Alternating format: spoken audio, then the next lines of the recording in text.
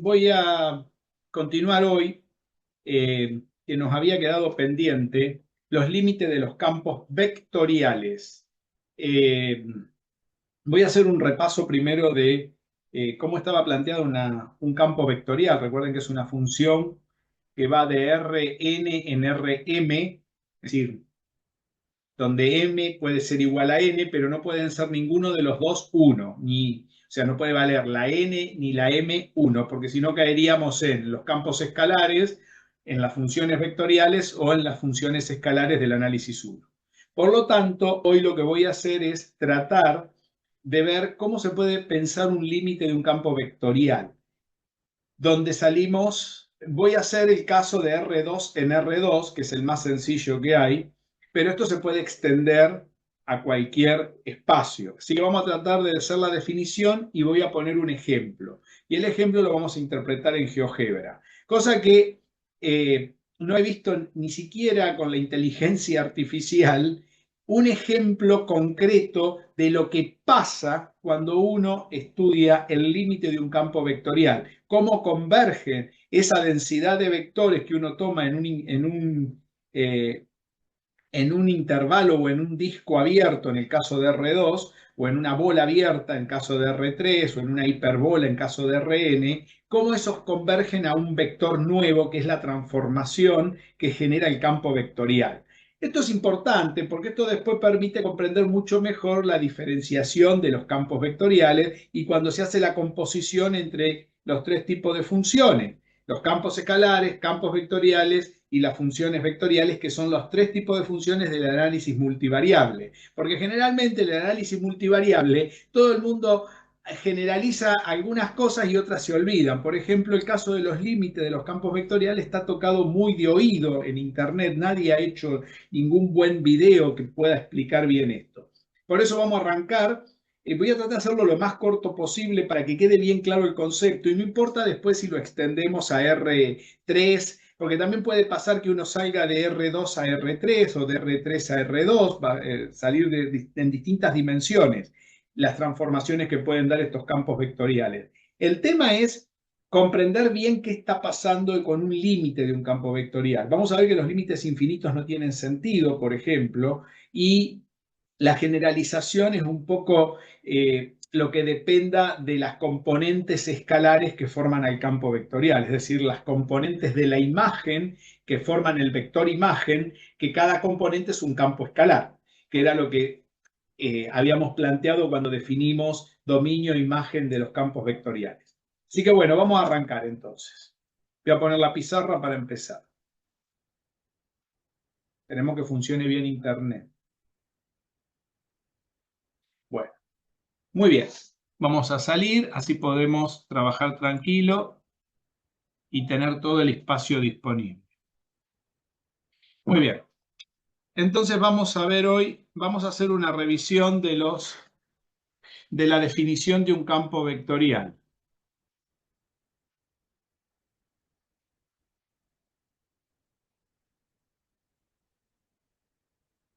Recordemos que un campo vectorial, ¿sí?, sea F mayúscula, como lo habíamos simbolizado, un campo vectorial va de Rn en Rm, donde m es distinto de 1 y n es distinto de 1. No pueden ser 1, ninguno de los dos.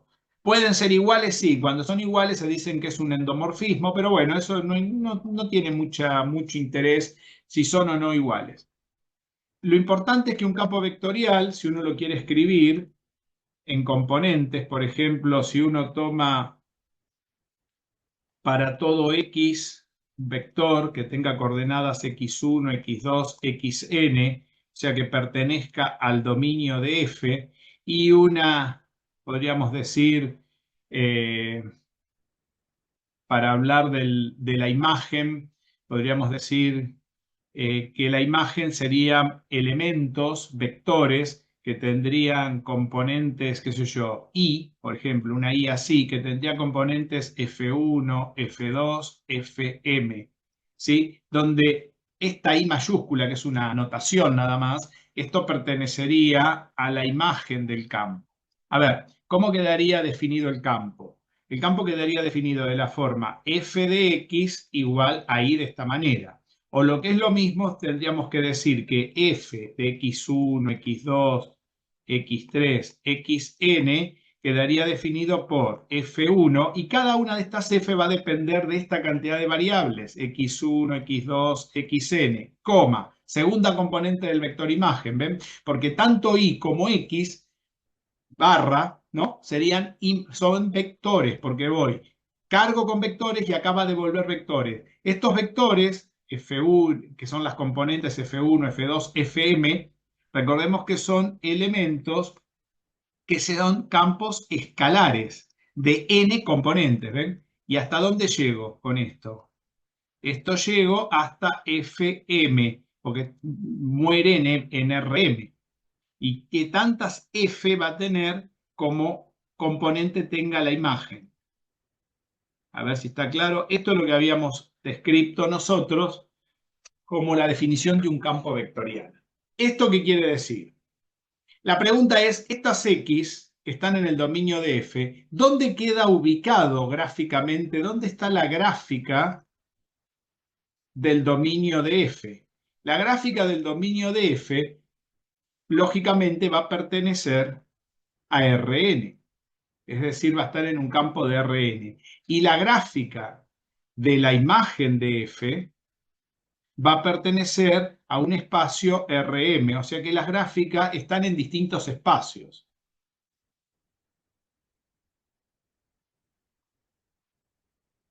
¿Está claro? Las gráficas no pueden estar en un solo espacio. Entonces vamos a tratar de ver un ejemplo para que quede claro esto. Voy a poner el más sencillo de todos, que es el que vamos a trabajar. F de X igual a Y.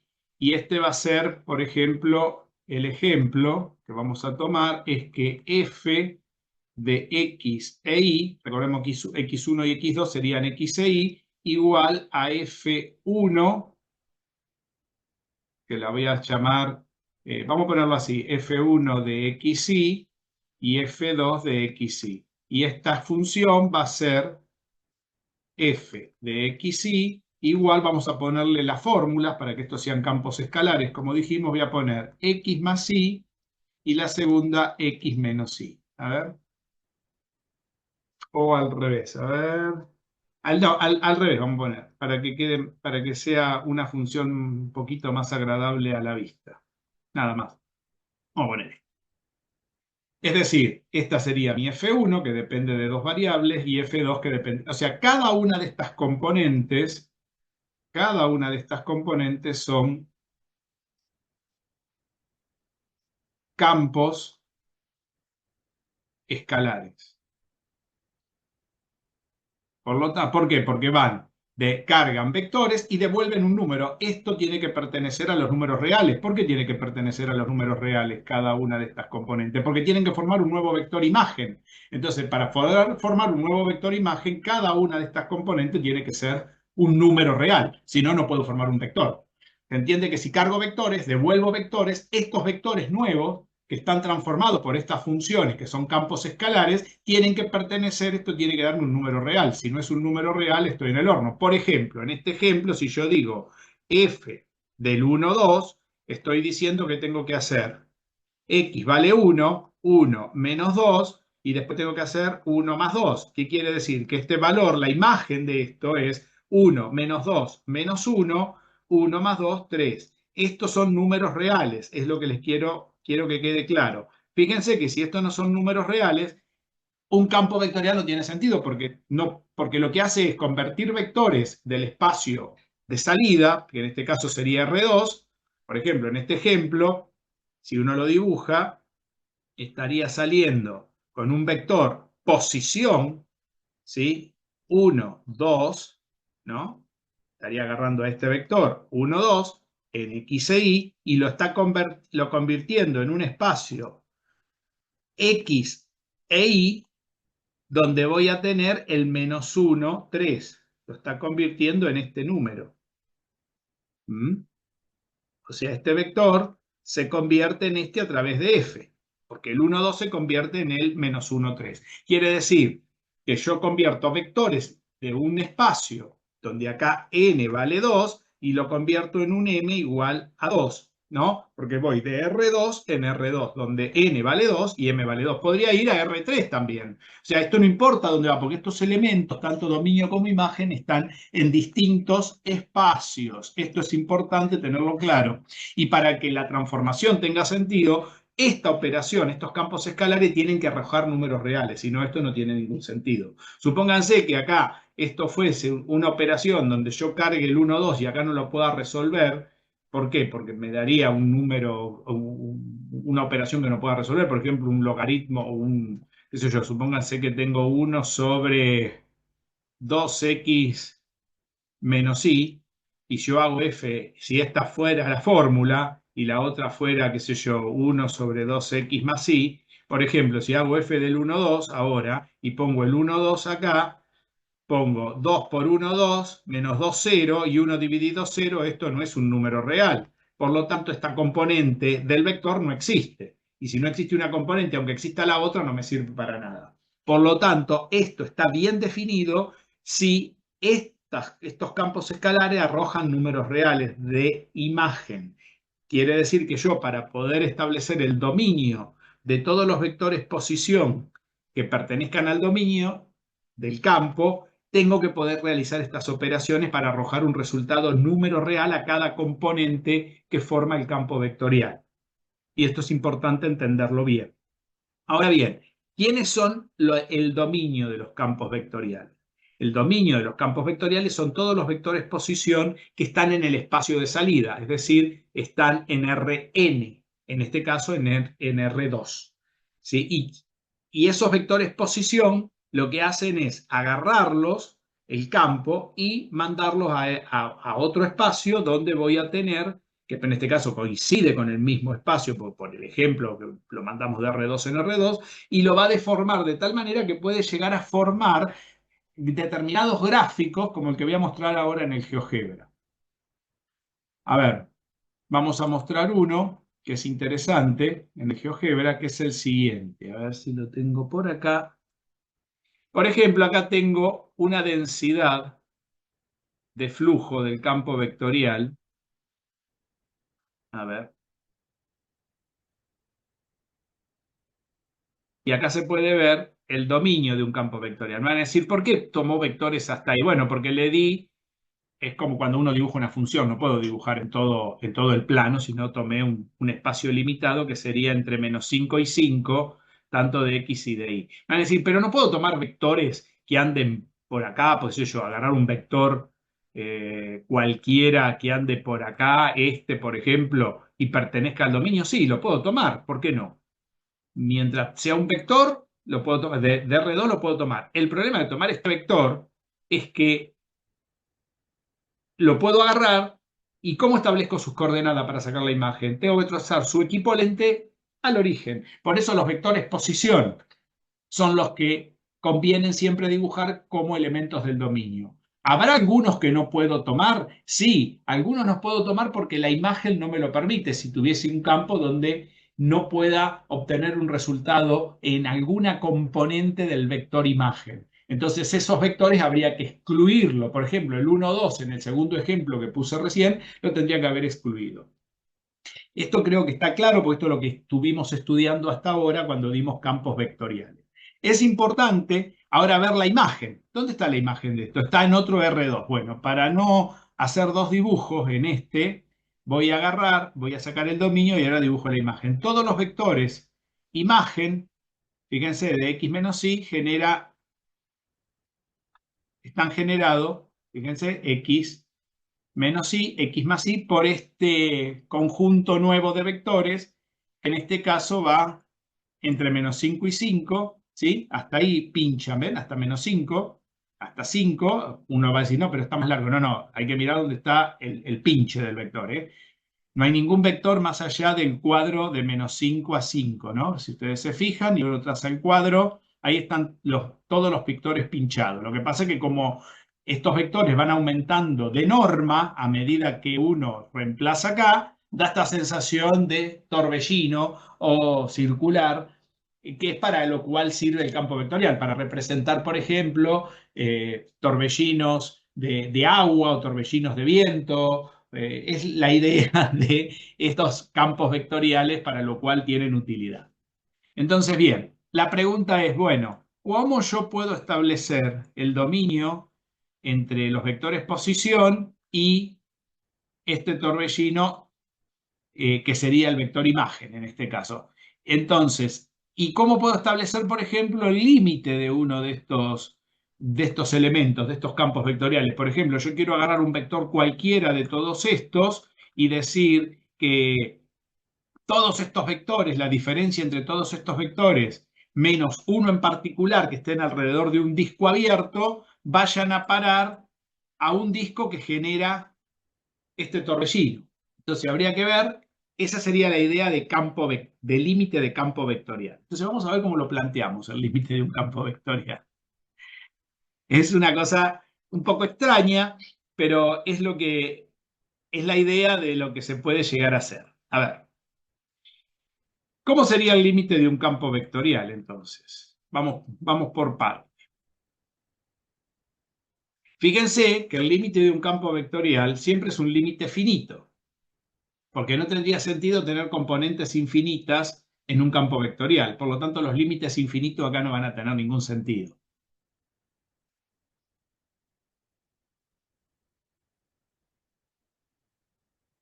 Es decir, ¿cómo sería la definición de un límite de un campo vectorial? Entonces, definición 1. Sea F un campo que va de Rn en Rm, ¿sí? Y x0 perteneciente un punto al dominio de F, quiere decir que x0 tiene n componentes, sería un vector de Rn, ¿sí? Entonces, i0, bueno, i0, que sería componente, sería de la forma f de x0, ¿no? Sería la imagen de este elemento, perteneciente I0 a la imagen del campo, ¿sí? Se define el límite de X tendiendo a X0 del campo vectorial, ¿sí? Igual a un límite L, si para todo radio de algún disco, perdón, para todo radio vamos a ponerle mayor, porque este sería un radio de un disco que está en la imagen, ¿sí? Mayor a 0. Existe un radio de un disco en el dominio, ¿sí? En función del radio grande, mayor que 0, tal que la diferencia de la norma de x menos x0 sea menor que r, entonces la diferencia de f de x0, la imagen, que sería este i0 que llamé por acá, menos el límite, sea menor que el radio del otro disco. O sea que acá ahora tenemos dos discos, tanto en el dominio como en la imagen, cosa que hasta ahora no ha aparecido en los casos anteriores, porque cuando teníamos campos escalares, el disco aparecía o la bola aparecía acá en el dominio y acá aparecía la diferencia entre la función menos el límite, pero era un valor absoluto porque era un número real, un campo escalar, la imagen. En cambio, en las funciones vectoriales, acá aparecía la diferencia entre x menos x0 como si fuera un número real, como si fuera una función del análisis 1, y acá aparecía el límite que directamente ni siquiera le poníamos el radio, sino le poníamos algo parecido a un épsilon este radio, porque cada una de estas componentes la restábamos como si fueran funciones del análisis 1. Pero bueno, pueden ver el video donde está explicado eso, pero también se podría haber representado de esta manera los límites, la imagen del límite de un campo, perdón, de una función vectorial. Entonces, volvamos a este caso. A ver, hay que entender que estas normas están en el espacio de salida y de llegada. Por ejemplo, esta sería la norma n y esta sería una norma que está en m dimensiones. Por eso le voy a poner esta n y esta m para diferenciar dónde están estas normas. Por ejemplo, en el ejemplo anterior, si yo tengo f que va de R2 en R2, cómo se traduce esta definición de límite? Esta definición de límite se traduce de la siguiente manera. Sería el límite, vamos a ir poniéndolo para que se vea que xy tiende a x0 y 0, ¿no? Entonces tendríamos que tomar que el vector x0 tendría las componentes x0 y 0, que pertenecerían al dominio de f, ¿sí? E y0 tendría las componentes que serían iguales a f de x0, que serían iguales a f de x0 y 0, y esto sería f1 de x0 y 0, f2 de x0 y 0. Tiene que tener las dos componentes para sacar la f grande, ¿eh? Entonces sería el límite de esta cosa, ¿no? De f de x0 y 0 sería igual a ¿qué cosa? A un L. Y ojo que L acá es un vector, así que lo voy a poner con doble línea para que se acuerden que estos son vectores, porque acá estoy restando, estos son vectores, vectores. Fíjense que estamos restando todos vectores, por eso le ponemos doble línea para acordarse que L no es un número real ahora, ¿eh? Los números son estos, los radios nada más. ¿Por qué? Porque son los radios de los discos que se forman, pero L es un nuevo vector. ¿Mm? Si quieren, hay que aclararlo con L perteneciente al espacio Rm. O sea, es un vector también el límite, ¿eh? O sea, el límite es un nuevo vector. O sea, que quiere decir que yo tiendo a un vector acá, en el dominio, ¿no? Un valor vectorial a un punto del plano y me da otro punto del plano asociado a un vector en la imagen. Entonces, si para todo r mayor que 0 existe un r en función del r grande mayor que 0, tal que sería la norma, ¿no?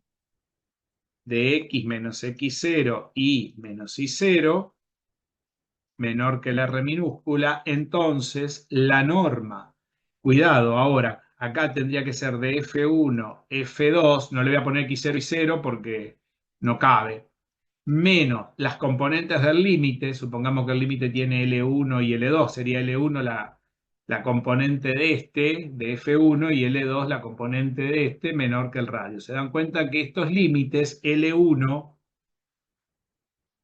y L2, tienen que ser números reales. Y recorde, números reales que están y deben pertenecer a Rm. O sea, tienen que ser números, o sea, a ver, L1 y L2 tienen que ser números reales. Y como L es un vector que está compuesto por L1 y L2, ¿sí? L tiene que pertenecer a Rm. Entonces hay que tener mucho cuidado con esta definición. ¿Se dan cuenta? Porque ahora tendríamos la norma 2. Si acá fuera M fuera 3, acá tendríamos F1, F2, F3, L1, L2, L3 y dos componentes acá y tres acá. ¿Eso se puede tener? Sí, lógico, no hay ningún problema. O al revés, acá tener tres componentes X y Z, X0 y 0, Z0 y acá tener dos. Seguir de R3 a R2. Podemos ir de R4 a R2, de R5 a R7, podemos hacer cualquier cosa. Por eso la definición general es la que está acá arriba, donde M y N son elementos, por eso L es un vector de Rm de donde está, en este caso es un vector no de Rm, sino de R2, en este ejemplo, ¿no? Entonces hay que tener mucho cuidado con todo esto. Entonces, acá habría para todo que se cumpla todo esto. Y esto también. Entonces, bien, pongamos un ejemplo particular de esto, porque esto hay que entenderlo bien. ¿Qué es lo que estamos diciendo acá? Estamos diciendo entonces que acá tenemos un disco, ¿se dan cuenta? Un disco de R2, y acá tenemos un disco de R2 tanto en el dominio como en la imagen. Si acá fuera R3 tendríamos un disco en R2 y una bola de R3. Si acá tendríamos una bola de R3 en el dominio y un disco en R2, también puede pasar. Podríamos tener una bola de R3 en cada lado, de R3 a R3, podríamos ir de R3 a R4, acá tendríamos una bola de R4 que una bola de R3. Es decir, Esto puede variar, por eso m y n puede ser cualquier cosa, menos, ¿sí? Con n distinto de 1 y m distinto de 1. Recuerden que eso también tiene que pasar porque si no caemos en las funciones escalares y todas las funciones que vimos hasta ahora. Muy bien. Pongamos un ejemplo concreto ahora ya con valores a f1 y a f2 y ver qué pasa con el límite. Así lo tratamos de entender como corresponde en un caso concreto. Supongamos, ejemplo ahora concreto. Este sería un ejemplo solamente con las dimensiones y ahora vamos a un ejemplo concreto. Supongamos que tenemos el campo f de xy tiene la forma, el que teníamos recién, x menos y, x más y. Ahí tenemos el campo.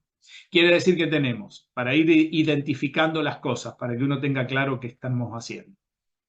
Entonces, fíjense que este campo no tiene problema en el dominio de la imagen. ¿Por qué? Porque es un campo, ¿sí? Estos son polinomios que no tienen ningún drama. A x ahí le puedo dar cualquier valor, por lo tanto puedo cargar con cualquier vector a f para que obtengamos a f1 y f2. Recordemos que f1 de xy es x menos y, ¿sí? Y f2 de xy, como hay que cargarlo en el GeoGebra, hay que ponerlo por separado, recuerden, en el GeoGebra. Después vamos a ir viendo cómo se carga esto. X más y, ¿sí? Que serían las f1 y f2. Entonces, supongamos que quiero calcular el límite de xy tendiendo al 1, 2, por ejemplo, para hacer algo. Ay, perdón, voy a poner otros números, espera, para que se vean mejor. Voy a poner el 3, 2. Tendiendo al 3, 2 de f, de esta cosa, de xy. Y si uno hace el 3, 2 en f de xy, ¿sí? F1, el límite, esto me daría L1, L2. Y eso me daría, ¿qué componentes me daría L1 y L2? 3 menos 1, 3 menos 2, 1, ¿no? Pongo 3, si hago F1 del 3, 2, me da 1. Porque 3 menos 1, 2. Y F2 del 3, 2 me da 2 más 3, 5. O sea que el límite me da 1, 5. Quiere decir que la componente del primer campo escalar, su imagen es 1. ¿Ven? Esto es un número real y esto es otro número real. Si estas componentes no dieran, no lo pudiese hacer o tengo un problema porque el límite es infinito, que yo supónganse que esto fuese una cosa que da infinito, este límite no existe porque para poder obtener un límite de un vector, la imagen tiene que ser otro vector. Y para tener otro vector, no hay forma de que yo pueda obtener un vector si no tengo componentes números reales. No hay vectores con componentes infinitas o con componentes que no existan. Podría pasar que f de algún vector no me dé nada. Entonces no exista el valor. O sea que no le queda otro remedio que a los límites de los campos vectoriales ser cada componente escalar dar un número real concreto. Si no, no existe el límite. ¿Sí? Muy bien. Entonces, el límite del campo vectorial. Muy bien. Entonces, esto se va a cumplir. Vamos a poner las condiciones que tenemos arriba. Vamos a ver si es cierto. Se va a cumplir para todo R mayúscula mayor que 0, tiene que existir un R minúscula en términos del R mayúscula mayor que 0, tal que la norma de x menos 3, y menos 2, ¿sí?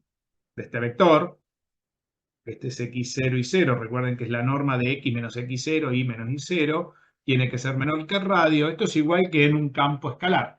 Pero del otro lado ahora tenemos que tener cuidado, porque ahora tengo la norma y ahora tengo que tener cuidado porque ahora tengo el límite 1 vale 1 y el límite 2 vale 5.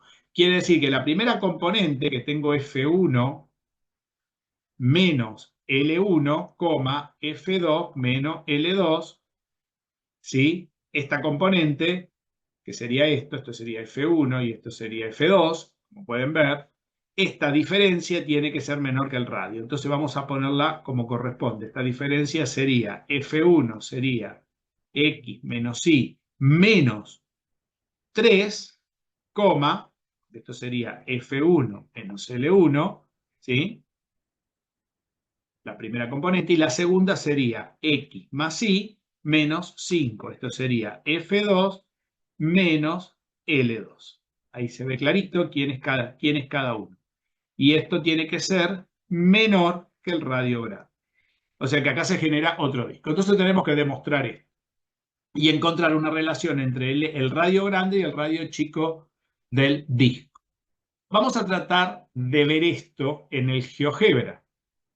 ¿Y cuánto tiene que valer esa proporción para este ejemplo? Bueno, pero para hacerlo, primero, como tenemos que encontrar qué relación hay entre el radio grande y el radio chico, tenemos que saber el valor que se establece entre ambos radios para poder hacer el gráfico. Entonces vamos a tratar de demostrar el límite, no nos queda otra.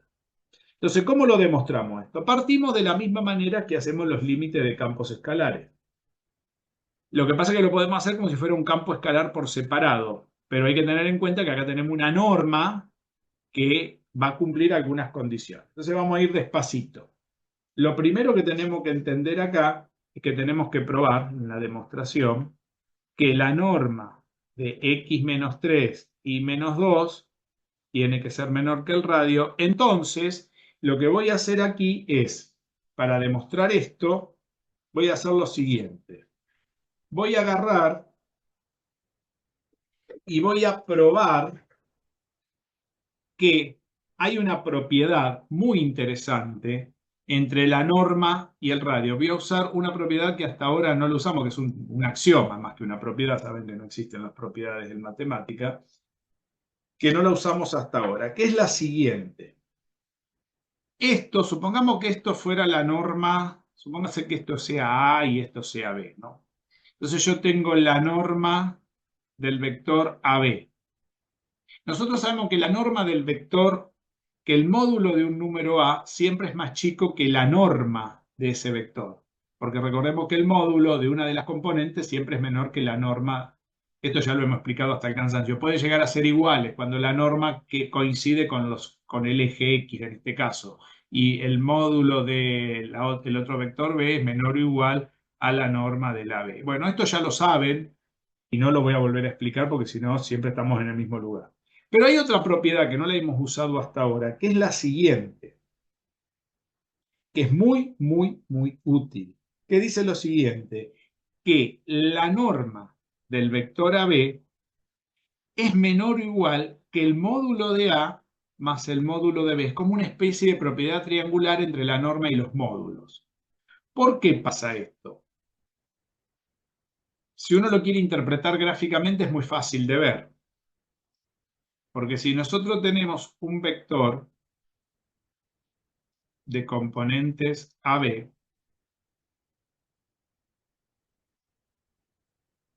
nosotros podemos decir que la norma de AB es esta longitud. Esto que tenemos acá es la norma de la B. Esto que tenemos acá es el módulo de A. Y esto que tenemos acá es el módulo de B. Quiere decir que esta longitud siempre es más chico que esto. ¿Sí? ¿Qué es esto? También quiere decir que esta longitud es más chico que la diagonal. Está en amarillo. Pero ahora podemos decir que la diagonal, esto, si yo agarro a esto y le sumo esto, quiere decir que la suma del azul más el verde, la longitud de esta, si la pongo al lado de pongo el verde al lado del azul, lo hago así, ¿no? Pongo el verde al lado del azul, que estoy sumando estas dos longitudes, ¿ven? Esta con esta, por separado, siempre eso es más grande que esta longitud, salvo que esas longitudes coincidan con el vector, que en ese caso serían iguales. ¿Entiende? Esto es parecido a la propiedad triangular cuando teníamos que el módulo el módulo de la suma, ¿sí? Era menor o igual al módulo de cada una de sus componentes. Pero bueno, acá lo tenemos con la norma. Y esta propiedad ahora nos va a servir. ¿Por qué? Porque yo puedo escribir que esto, fíjense, esto es A y esto es B. yo tengo la norma de AB, sería la norma de esta cosa con la norma de esta otra cosa, y eso es más chico que el módulo de esto más el módulo de esto, o sea que esto lo puedo escribir como el módulo del x menos y menos 3 más el módulo, ¿ven? Vamos a borrar esta B que molestan acá, según esta propiedad, más el módulo de esta otra cosa. Y ahí pude separar estas dos cosas que están adentro de la norma a través de dos módulos, que es mucho más cómodo porque tengo que trabajar por separado. Y eso es menor que el radiogramo. Entonces ahora sí podemos ir haciendo algunas cosillas. Fíjense que si yo tengo que probar que esta norma es menor que el radio, ahora puedo trabajar por separado cada uno de los límites, porque acá me quedó, esto está referido al límite 1 y esto está referido al límite 2. Entonces está mucho más cómodo, ¿no? Porque si no lo tengo todo adentro de la norma, y la norma es una raíz cuadrada de todas estas cosas al cuadrado. Esta propiedad, o estos axiomas, no hay que olvidarlos nunca, porque son muy útiles, como pueden ver. Sí, acá lo hice gráficamente. Si alguien quiere, lo puede demostrar esta propiedad. Esto se puede demostrar rápidamente con el teorema de Pitágoras, hacer algunas otras propiedades que por ahí andan dando vueltas, algunos otros axiomas. Muy bien, entonces, esto es equivalente a escribir que la norma de x menos 3 y menos 2 es menor que el radio. Entonces, y ahora vamos a ir arreglando estos módulos para de tal manera que aparezcan las componentes de esta norma. Fíjense que el módulo de x menos 3 yo puedo hacer lo siguiente. A ver, vamos a ir despacito. Yo puedo agarrar y decir, bien, puedo escribir el módulo de x menos 3, puedo escribirlo así.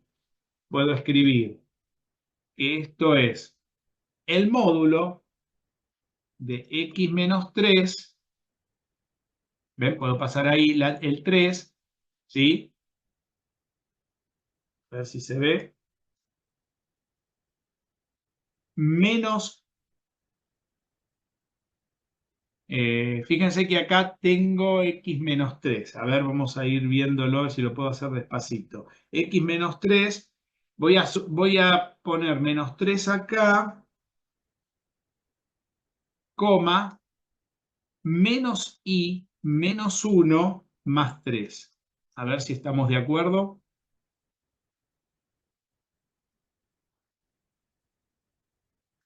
Acá puse menos 3. Acá tengo un error por eso. Acá no es 3, sino es 1. Mil disculpas. Porque estamos tendiendo, el límite es 1. ¿Ven? Le había errado. Puse un 3 y es un 1. Mil disculpas. Así que por eso no me estaba dando. Estaba ya perdido. Entonces tengo que hacer aparecer el x menos 3. Entonces le resto 3 y le sumo 3. A donde tengo menos i menos 1. ¿Ven? Ahí está. Ahora sí. Esa es la primera. Más la segunda, tengo que aparecer x y menos 2. Quiere decir que voy a poner x. Este 5 lo puedo separar. X menos 3 más y menos 2. Y si yo lo separo, me queda el 5. ¿Ven? Acá no tengo que sumar nada.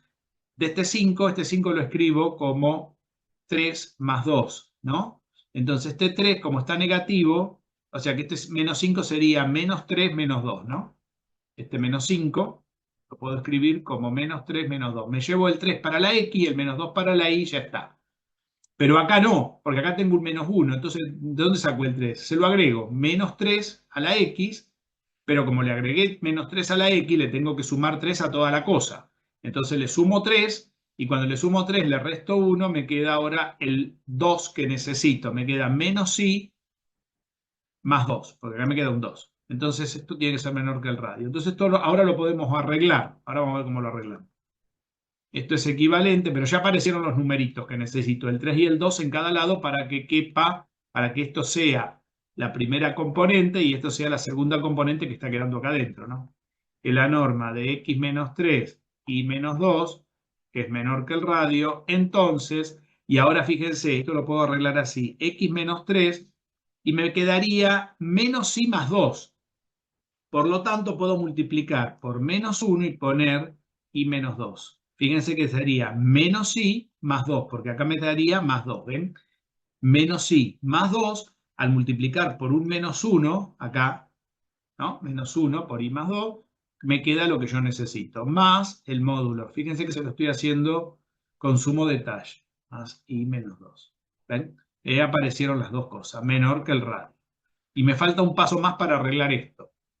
Fíjense que ahora lo vamos a terminar de arreglar para que el pasito quede correcto. Me van a decir, ¿cómo lo arreglamos ese negativo ahí? Bueno, ¿cómo lo arreglamos? De la siguiente manera. Porque esto me quedaría menos 1 por esto. Quiere decir que si pongo menos 1 por esto, me queda menos esto. Entonces, en lugar de quedarme más como acá, me queda menos. Entonces, esto sería equivalente a escribir que la norma de x menos 3 y menos 2, que es menor que el radio, entonces acá me queda el módulo de x menos 3 menos y menos 2 más el módulo de x menos 3 más y menos 2, menor que el radio. Y ahora viene la otra propiedad del módulo, donde yo puedo agarrar y separar el módulo en dos partes. Recordemos que el módulo de A más B o menos B siempre es menor o igual, ¿sí?, al módulo de A más menos el módulo de B. Esta propiedad, o sea, podríamos partir esto. Quiere decir que esto lo puedo acotar con esta propiedad. Esta es una propiedad de los módulos. Por lo tanto, tenemos que el módulo, la norma de x menos 3 y menos 2 es menor que el radio. Entonces, esta cosa, ¿sí?, x menos 3 menos y menos 2 más el módulo de x menos 3 más y menos 2 es menor o igual, según esta propiedad, a el módulo, fíjense, de x menos 3 menos el módulo de y menos 2, que lo estoy separando, ¿ven? Usando esta propiedad. Vamos a correr la propiedad un poco porque no se las quiero borrar porque por ahí la quieren anotar con más detalle. A ver si me deja. Estoy casi en el borde de la pizarra. ¿Sí? Vamos a poner un poquito más arriba esta propiedad.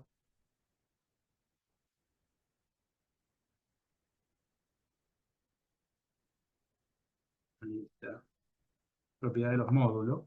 Entonces acá, fíjense que hice, agarré el primero y lo partí acá. ¿Ven? Para que lo vean. Agarré el segundo y lo voy a partir acá. ¿Para qué? Para que me aparezcan estas cosas por separado. Ahora vamos a ver para qué quiero que me aparezcan esas cosas por separado. Más, este más es este más. No sé si lo ven, lo voy a ir poniendo con colores para que vean que ese más es este más.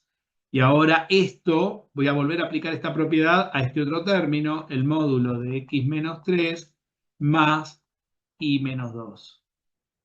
Y esto tiene que ser menor que el radio. Pero ahora fíjense que tenemos que el módulo de cada cosa siempre es menor que la norma. La primera propiedad que teníamos arriba quiere decir que el módulo de x menos 3 es menor que la norma que tengo acá. Porque acá tengo x menos 3 y es menor que esta norma, porque esta norma tiene primera componente x menos 3. Este y menos 2 es menor que la norma. ¿Sí? No sé si se entiende. Cada una de estas cosas es menor que la norma por estas dos propiedades que tenemos acá arriba. Por lo tanto, esto lo podemos acotar con la norma. Y ahí va a ir apareciendo la norma que necesito. Entonces esto sería equivalente a que la norma de x menos 3 y menos 2, que es menor que el radio, entonces ahora tenemos que esta cosa, que el módulo, fíjense que tengo dos veces el módulo de x menos 3, ¿no? Entonces tengo dos veces el módulo de x menos 3 y me queda una norma de i menos 2 con una norma de i más 2, la puedo simplificar. Perdón, un módulo de i menos 2 con un módulo de i menos 2. Entonces esto me quedaría menor o igual que la norma de esta cosa, porque x menos 3 tengo una sola norma. Quiere decir que la norma de x menos 3 y menos 2 y todo esto, ¿no? Porque esto es más chico que la norma, lo puedo acotar por esta norma. Y todo esto tiene que ser menor que el radio grande. Y si yo entonces paso el 2 dividiendo, entonces la norma de x menos 3 y menos 2, que es menor que el radio chico, va a tener que ser, va a implicar que el módulo de x menos 3 es menor que la norma esa, x menos 3 y menos 2 sobre 2. ¿Se ve? Porque esto pasa, fíjense que este 2 pasaría dividiendo acá. ¿Se ve? O sea que esto sería menor que r sobre 2, porque ¿esto qué es? Esto es r sobre 2. Entonces esto me queda menor. Lo voy a poner así, así no escribo de nuevo, r sobre 2. Quiere decir que el r chico es el r grande dividido 2. ¿Se dan cuenta? Porque esto sería menor que la norma. Quiere decir que puedo poner este 2 dividiendo, ¿no? Si quieren lo pasamos acá dividiendo, pero bueno, si no hacemos un paso más, si no lo ven, ¿sí? Porque acá quedaría la norma. Vamos a meter esto un poco. Lo voy a terminar de otra manera porque no me gustó cómo quedó. Fíjense cómo quedó acá. Quiere decir que esta cosa es menor que la. Quiere decir que si yo paso este 2 dividiendo, ¿sí? Esto queda acotado por la norma, ¿sí? Es la norma. Y la norma es menor que el radio, ¿sí? Entonces, lo vamos a poner abajo, así se ve mejor. O es equivalente, ahora hay que poner como corresponde lógicamente. Y acá, perdón, 2 veces la norma, ¿no? Porque si esto es menor que esto, 2 por esto es menor que 2 veces esta cosa. Entonces, ahí esto es equivalente a escribir que la norma de x menos 3 y menos 2 que es menor que el radio. Entonces, ¿sí? La norma de x menos 3 y menos 2 es menor, paso el 2 dividiendo, que r sobre 2. Entonces, si esto es menor que el radio y eso mismo es menor que esto, porque este r es de la forma r sobre 2. Y ahí tenemos que el radio grande va a ser siempre 2 veces el radio chico. O sea que cada vez que yo tome un radio igual a 1, el radio grande va a valer 2. ¿Sí? Para este ejemplo. Bueno, la idea de esto sería verlo en el GeoGebra, a ver qué pasa. Entonces, vamos a mirarlo en el GeoGebra y vamos a tratar de entenderlo. Bueno, ahora sí puse el dominio y la imagen por separado en el GeoGebra. Fíjense que tenemos el dominio, son todos estos valores, como teníamos antes, son los vectores posición. Y la imagen, para esos valores posición, vienen dados. Me van a decir, ¿por qué la imagen viene dada alrededor de ese punto? Porque yo voy a mirar ahora, fíjense la imagen, alrededor del punto, el límite que yo voy a mirar de todos estos vectores posición, no lo voy a mirar en el origen. Fíjense que ahora el torbellino no está en el origen, sino está en el 1,5. O sea, ahí. Ahí está el punto donde voy a tener el límite. Fíjense que el límite vale 1,5. Ese es el vector posición que va a asignar el valor 1,5. A ver si encuentro el puntito, lo agregamos, es el 1,5. Ahí tenemos el límite. Fíjense, el L. O sea que todo el torbellino está ahí. Cuando el radio, cuando x tiende a x0, ahora vamos a ver quién es x y x0. Bueno, vamos a tratar de poner primero en el dominio, vamos a sacar todos los valores y vamos a dejar a x y x0. Fíjense que x es un vector que es el 3,2, porque yo voy a tender al 3,2. ¿Sí? O sea que x0 sería el vector asociado a ese punto. Y x es un punto cualquiera aleatorio. ¿Sí? Ese punto aleatorio tiene asociado también un vector posición, que es el vector x. Ese vector representaría a todos los vectores de la imagen, perdón, del dominio. O sea, cualquier vector verde estaría representado por este rosa, donde se generaría alrededor de ese disco. Recuerden que x0 es el centro del disco, como lo veníamos tomando, y ahí tenemos distintos valores que va a representar, fíjense, el vector posición, cualquier vector posición verde está representado por este rosa x, que va a ser cualquier vector dentro del disco, que es donde yo voy a a tender a x0. Pero hay que tomar la diferencia. Tiene que ser más chica que qué diferencia todo eso. Por eso esto lo voy a sacar para que no haga batifondo, recorriendo que el vector x es cualquier vector del disco, del dominio del campo vectorial, y tiene que ser más chico que la diferencia. ¿Qué diferencia? Esa diferencia. La resta esa, que sería la resta vectorial, que también tiene asociada un vector esa resta. ¿Sí? ¿Cuál es el vector que tiene asociada esta recta? Porque esta es una resta vectorial, ¿sí? Pero yo quiero la norma. La norma es esta longitud, ¿no? Que es la que me indica el disco, ¿ven? Entonces siempre estoy adentro del disco, que es lo mismo que pasaba con los campos escalares. La única diferencia es que en los campos escalares tomábamos de a uno los vectores posición. Y ahora podemos tomar cualquiera que queda representado por esa densidad de vectores. Pero recuerden que son infinitos, ¿no? Yo tomo una densidad para poderlo mostrar nada más. Y el vector rosa representa cualquiera de los vectores verde, ¿sí? Es el que está dentro del disco. Muy bien. Supongamos que tomo un disco de radio, qué sé yo. Vamos a tomar un disco de radio 5, no es muy grande. Vamos a tomar uno de radio 4. Ahí, vamos a arrancar con un disco de radio 4. Ahora bien, miremos la imagen ahora. ¿Dónde va a estar la imagen?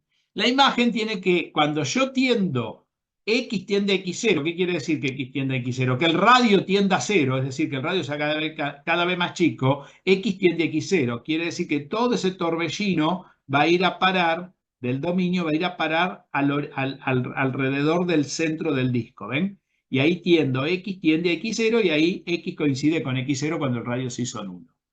¿Sí? ¿Ahí se ve? Creo que sí. Bien, ahora, ¿qué pasa en la imagen? ¿Cómo interpreto esto en la imagen? En la imagen lo tengo que interpretar de la siguiente manera. Yo tengo, por ejemplo, acá en la imagen, tengo que tomar el límite y tengo que tomar un disco alrededor del cual se va a generar, para este radio 4, voy a tener un disco de radio con todo el torbellino alrededor de ese disco, el doble, porque recordemos que el radio grande es el doble del radio chico. Quiere decir que si tengo el radio en 5, el disco tiene que tener 8.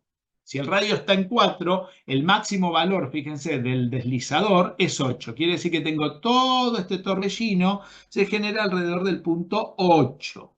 Más de ahí no va. Pero a mí no me interesa todo eso. Yo quiero representar todo este torbellino, como hice acá, por un vector que haga que la diferencia entre todo ese conjunto y ese vector me dé más chica que el radio del disco grande. O sea, más chica que el R grande. Entonces, bueno, dibujo otro vector, que ahí está, ¿ven? Posicionado al origen de coordenadas, ¿sí? Que va a representar a todos los que están acá. Como antes este representaba a todos los del origen de coordenadas, este va a representar a todos los que están alrededor del torbellino, alrededor del límite. Y la diferencia, ¿sí? La diferencia entre esos dos, pero puedo poner el punto también si quiero, donde está marcando. Ese puntito sería todos los puntos donde estarían todos estos vectores que van formando esta especie de torbellino alrededor del límite, ¿no? Y este vector es el representante de cualquiera de todo esto, porque cuando yo mueva el R chico, el R grande también va a tener que tender a 0. O sea, cuando el R chico, que está en 4, se aproxime X a X0, R8 se tendrá que también aproximar al límite, que sería este vector. Vamos a ver si todo este torbellino va a parar al límite. La diferencia también la he dibujado, creo que está por ahí. Y ahí está la resta, que es más chica que el radio, lógico, ¿no? Entonces vamos a ir moviendo el R chico y van a ver cómo se mueve el R grande donde tiende al límite. Bueno, ahí se ve todos los posibles vectores. Y fíjense que también puedo dibujar si quiero, si quieren dibujar el torbellino en el origen de coordenadas acá también va a tender a 0, donde X tiende a X0, y fíjense lo que pasa, el torbellino se acerca todo al límite, ¿ven? Y ahí llega al límite, y el valor, el 2,3, llegó al límite, ¿no? Perdón, el 3,2 llegó al 1,5, que es este vector. No importa el torbellino que tenga, puedo tener cualquier otro gráfico, mientras que cumpla las condiciones de la definición de límite. Creo que se ve muy bien y esta interpretación, ¿sí? Fíjense que quedó el doble, ¿no? Se puede hacer para para todos aquellos vectores que permitan tener componentes reales, las imágenes que ofrezcan cada componente del campo escalar que va formando el campo vectorial. Bueno, con esto creo que queda claro más o menos la idea del concepto de límite de un campo vectorial. Y bueno, ya le estoy subiendo en un ratito este video y espero que lo puedan haber comprendido. Si hay alguna duda, en el próximo encuentro sincrónico me la da.